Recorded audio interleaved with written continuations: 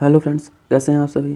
Friends, आप सभी का हमारे यूट्यूब चैनल रोजाना स्टडी पॉइंट में स्वागत है। फ्रेंड्स, आज हम भारतीय नागरिकों को प्रदत्त मौलिक अधिकारों की चर्चा करेंगे जो भारतीय संविधान द्वारा भारतीय नागरिकों को प्रदान किए गए हैं।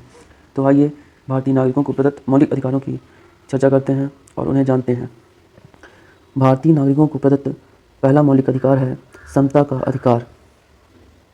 अनुच्छेद 14 से अनुच्छेद 18 के अंतर्गत निम्न अधिकार कानून के समक्ष समानता संयुक्त राज्य अमेरिका के संविधान से उद्धृत है। अनुच्छेद 14 के अंतर्गत कानून के समक्ष समता के बारे में कहा गया है। अनुच्छेद 15 के अंतर्गत जाति, लिंग, धर्म तथा मूल वंश के आधार पर सार्वजनिक स्थानों पर कोई भेदभाव करना इस अनुच्छेद के द्वारा वर्जित है, लेकिन बच्चों एवं महिलाओं को विशेष संरक्षण का प्रावधान है। अनुच्छेद 16 में कहा गया है, सार्वजनिक नियोजन में अवसर की समानता प्रत्येक नागरिक को प्राप्त है, परंतु अगर सरकार जरूरी समझे तो उन वर्गों के लिए आरक्षण का प्रावधान कर सकती है जिनका राज्य की सेवाओं में प्रतिनिधित्व कम है। अनुच्छेद 17 में कहा गया है, इस अनुच्छेद के द्वारा अस्पृश्यता का अंत किया गया है। अस्पृश्यता का आचरणकर्ता को 500 रुपये जुर्माना अथवा 6 महीने की कैद का प्रावधान है।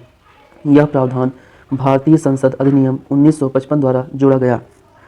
अनुच्छेद 18 में कहा गया है, ब्रिटिश सरकार द्वारा दी गई उपाधियों का अंत कर दिया गया।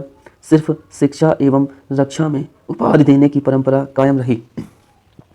भारतीय नागरिकों को प्रदत्त दूसरा मौलिक अधिकार स्वतंत्रता का अधिकार। अनुच्छेद 19 से 22 के अंतर्गत भारतीय नागरिकों को स्वतंत्रता के अधिकार के अंतर्गत निम्न अधिकार प्रदान किए गए हैं।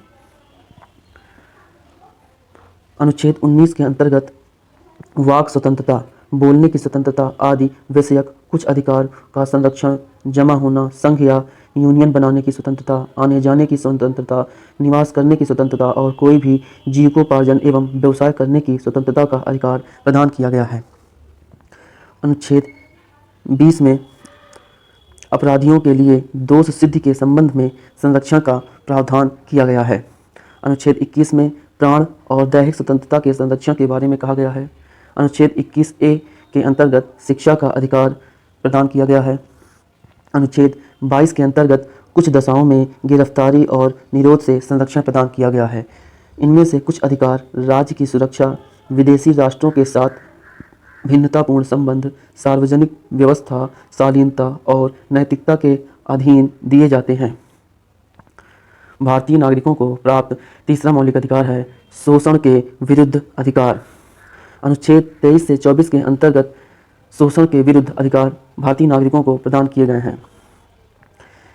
अनुच्छेद 23 में मानव और दुर्व्यापार और बाल श्रम का निषेध किया गया है। कारखानों आदि में 14 वर्ष से कम आयु के बालकों को नियोजन का निषेध किया गया है। अनुच्छेद 24 के अंतर्गत किसी भी प्रकार का शारीरिक या मानसिक शोषण निषेध किया गया है। भारतीय नागरिकों को प्रदत्त चौथा मौलिक अधिकार है धर्म की स्वतंत्रता का अधिकार। धर्म की स्वतंत्रता के अधिकार अनुच्छेद 25 से 28 के अंतर्गत भारतीय नागरिकों को प्रदान किए गए हैं, जिसके अनुसार नागरिकों को निम्न अधिकार प्राप्त हैं। अंतःकरण की और धर्म की अबाध रूप से मानने, आचरण और प्रचार करने की स्वतंत्रता। इसके अंदर सिखों को कृपाण, जिसे तलवार कहा जाता है, को रखने की आज़ादी प्राप्त है। धार्मिक कार्यों के प्रबंध व आयोजन की स्वतंत्रता धार्मिक स्वतंत्रता के अंतर्गत प्रदान की गई है। किसी विशिष्ट धर्म की अभिवृद्धि के लिए करों के संप्रदाय के बारे में स्वतंत्रता प्रदान की गई है। कुछ शिक्षण संस्थाओं में धार्मिक शिक्षा या धार्मिक उपासना में उपस्थित होने के बारे में स्वतंत्रता प्रदान की गई है। ये सभी अधिकार भारतीय नागरिकों को धर्म की स्वतंत्रता के अधिकार के अंतर्गत प्रदान किए गए हैं। भारतीय नागरिकों को प्रदत्त पांचवा मौलिक अधिकार है संस्कृत और शिक्षा संबंधी अधिकार। ये अधिकार अनुच्छेद 29 से 30 के अंतर्गत प्रदान किए गए हैं। आइए देखते हैं इसके अंदर क्या क्या प्राप्त है। किसी भी वर्ग के नागरिकों को अपनी संस्कृत सुरक्षित रखने, भाषा या लिपि बचाए रखने का अधिकार प्राप्त है।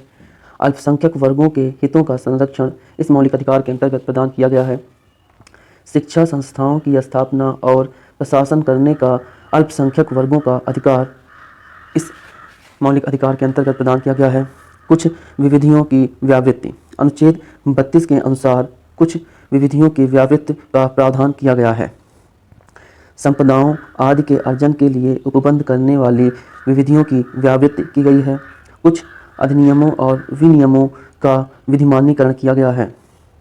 कुछ निदेशक तत्वों को प्रभावी करने वाली विधियों की व्यावृत्ति इस मौलिक अधिकार के अंतर्गत की गई है। भारतीय नागरिकों को प्रदत्त छठा मौलिक अधिकार है संवैधानिक उपचारों का अधिकार। डॉक्टर भीमराव अम्बेडकर ने संवैधानिक उपचारों के अधिकार अनुच्छेद 32 से 35 को संविधान का हृदय और आत्मा की संज्ञा दी थी। संवैधानिक उपचार के अधिकार के अंतर्गत 5 प्रकार के प्रावधान हैं। इसके अंतर्गत 5 प्रकार की रिटें जारी की जाती हैं, जिसमें पहला है बंदी प्रत्यक्षीकरण। बंदी प्रत्यक्षीकरण का अर्थ होता है बंदी प्रत्यक्षीकरण द्वारा किसी भी गिरफ्तार व्यक्ति को न्यायालय के सामने प्रस्तुत किए जाने का आदेश जारी किया जाता है। यदि गिरफ्तारी का तरीका या कारण गैरकानूनी या संतोषजनक न हो तो न्यायालय व्यक्ति को छोड़ने का आदेश जारी कर सकता है। संवैधानिक उपचार के अधिकार के अंतर्गत दूसरी रिट परमादेश है। यह आदेश उन परिस्थितियों में जारी किया जाता है जब न्यायालय को लगता है कि कोई सार्वजनिक पदाधिकारी अपने कानूनी और संवैधानिक कर्तव्य का पालन नहीं कर रहा है और इससे किसी व्यक्ति का मौलिक अधिकार प्रभावित हो रहा है। तीसरी रिट है निषेधाज्ञा। निषेधाज्ञा इसके अंतर्गत जब कोई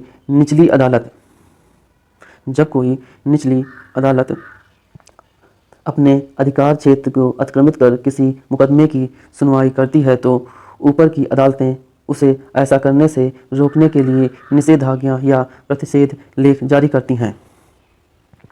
अधिकार परीक्षा जब न्यायालय को लगता है कि कोई व्यक्ति ऐसे पद पर नियुक्त हो गया है जिस पर उसका कोई कानूनी अधिकार नहीं है, तब न्यायालय अधिकार परीक्षा आदेश जारी कर व्यक्ति को उस पद पर कार्य करने से रोक देता है।